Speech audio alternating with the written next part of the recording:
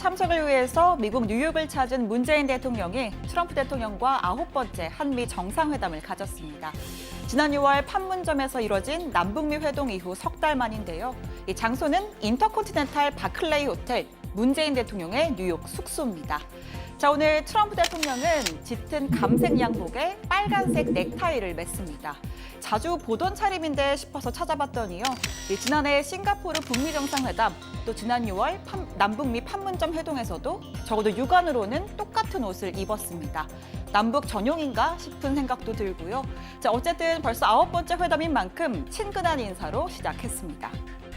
Thank you very much. We're pleased to be with President Moon of South Korea. And of course, we'll be talking about North Korea. We'll be talking about the purchase of equipment. South Korea is one of our largest purchases of military equipment, and we're working together very well. 네, 회담 의제도 딱 정리했습니다. 하나는 북한, 하나는 한미 간 비즈니스죠. 먼저 북한입니다. 문 대통령은 판문점 남북미 회동이 세계사적 장면으로 남았다면서 트럼프 대통령의 상상력과 대담한 결단력이 놀랍다 치켜 세웠습니다. 또 조만간 세 번째 북미 정상회담이 열리리라 기대한다고 이야기했습니다.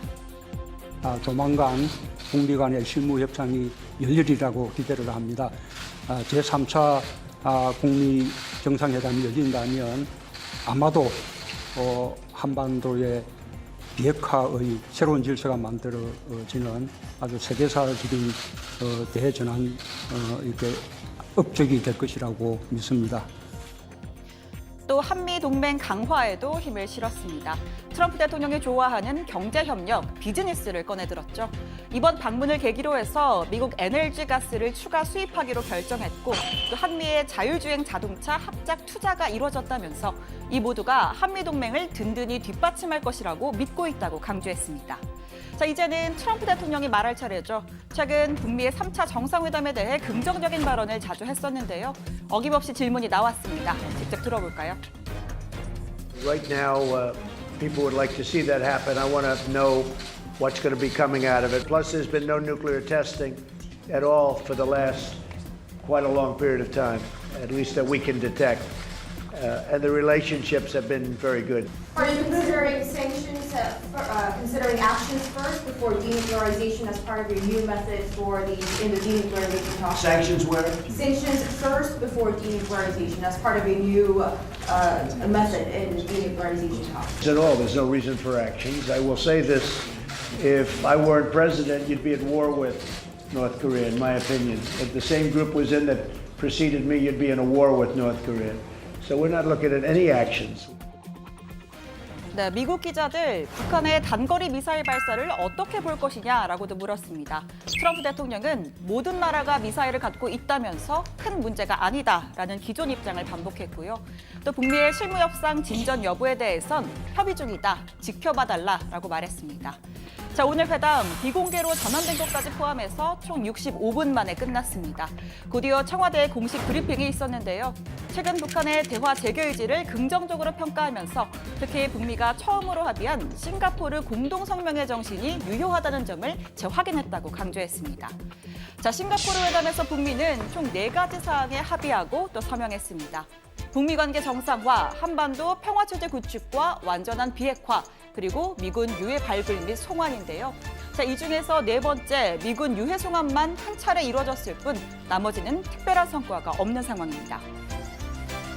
우리는 오늘 역사적인 이 만남에서 지난 과거를 볼 새로운 출발을 알리는 역사적인 일에 진행을 하게 됩니다. 세상은 아마 중대한 변화를 보게 될 것입니다. 오늘과 같은 이런 자리를 위해서 노력해 주신 트럼프 대통령께 사회를 감사합니다. 그도 그럴 게 북미가 합의한 관계 정상화와 완전한 비핵화는 첫 단추부터 양측의 생각한 바가 달랐습니다.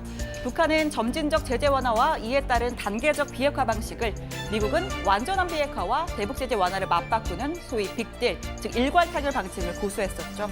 두 번째 하노이에서의 만남이 아무런 성과를 내지 못했던 이유도 바로 이 부분에서 접점을 찾지 못했기 때문입니다. Well, it's the performance that we need is from North Korea. The United States has lived up to the Singapore Declaration. It's just North Korea that has not taken the steps we feel are necessary to denuclearize. And 하지만 최근 트럼프 대통령이 새로운 방법을 언급하고 또 싱가포르 합의를 부각시킨 점을 두고 미국의 스탠스에 변화가 생긴 거 아니냐 이런 관측이 나오는데요. 보다 유연한 스탠스, 즉 단계적 협상에도 눈을 돌리기 시작했다는 겁니다. 오늘 회담에 참석한 청와대 고위 관계자는 새로운 방법에 대해서는 전혀 언급이 없었다라면서도 구체적인 방법론은 이도훈 비건 대표가 만나서 논의했다라고 덧붙였습니다. 여기에 오늘 국회에서 열린 정보위에선 김정은 위원장이 오는 11월에 부산에서 열리는 한 아세안 특별 정상회담에 참석할 가능성이 있다라는 국정원의 발언도 있었습니다. 북미 그리고 남북 간 대화에 차츰 속도가 붙는 모양새입니다.